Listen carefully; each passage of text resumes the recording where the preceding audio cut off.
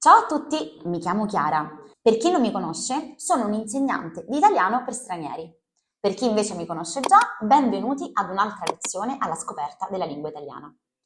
Oggi parleremo del futuro indicativo, un tempo molto semplice, ma allo stesso tempo indispensabile per poter comunicare correttamente in italiano.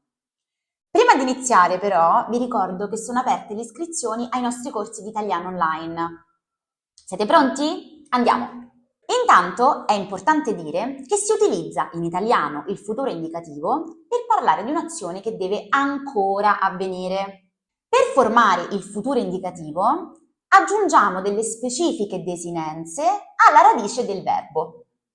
Le desinenze cambiano per la prima, seconda e terza coniugazione. Per la prima coniugazione, ovvero tutti i verbi che terminano in are, le desinenze da aggiungere sono erò, erai, erà, eremo, erete, eranno. Per esempio, il verbo parlare diventerà io parlerò, tu parlerai, lui, lei parlerà, noi parleremo, voi parlerete, essi parleranno. Vediamo adesso alcuni esempi di verbi della prima coniugazione.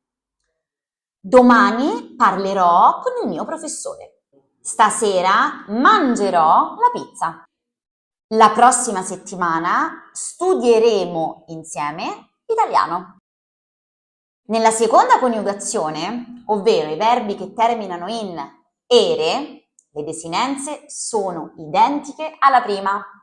Prendiamo ad esempio il verbo leggere, che diventerà al futuro io leggerò, tu leggerai, lui, lei leggerà, noi leggeremo, voi leggerete, essi leggeranno.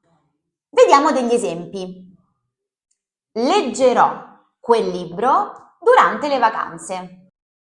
Con le nuove scarpe correrai più veloce.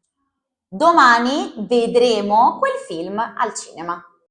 Per la terza e ultima coniugazione, ovvero i verbi che finiscono in ire, le desinenze sono irò, irai, irà, iremo, irete, iranno. Ad esempio il verbo dormire diventa io dormirò, tu dormirai, lui, lei dormirà, noi dormiremo, voi dormirete, essi dormiranno.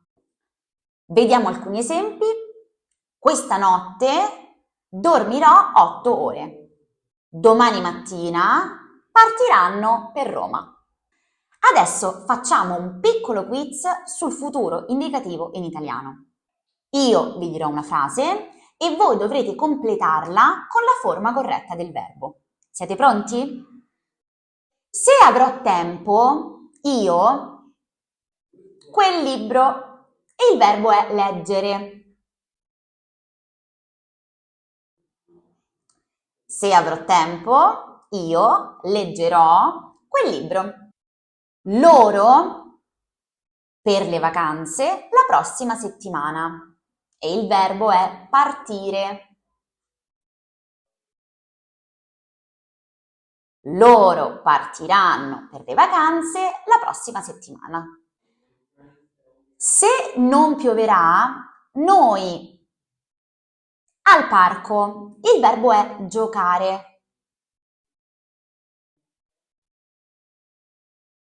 Se non pioverà, noi giocheremo al parco.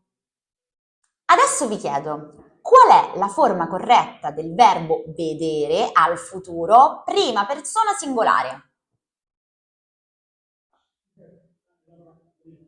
Vedrò. Qual è la forma corretta del verbo mangiare al futuro, terza persona singolare? Mangerà. E invece qual è la forma corretta del verbo dormire al futuro indicativo, terza persona plurale? Dormiranno.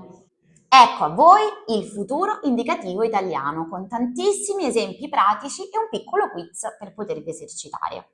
Ricordatevi che è solo con la pratica che riuscirete a diventare veramente perfetti nel parlare la lingua italiana. Quindi non smettete di esercitarvi. Grazie per aver viaggiato con noi alla scoperta della lingua italiana. Se avete domande, scrivetele nei commenti. Vi ricordo che sono anche aperte le iscrizioni per i nostri corsi di italiano online. Trovate maggiori informazioni nella descrizione qui sotto. Ciao!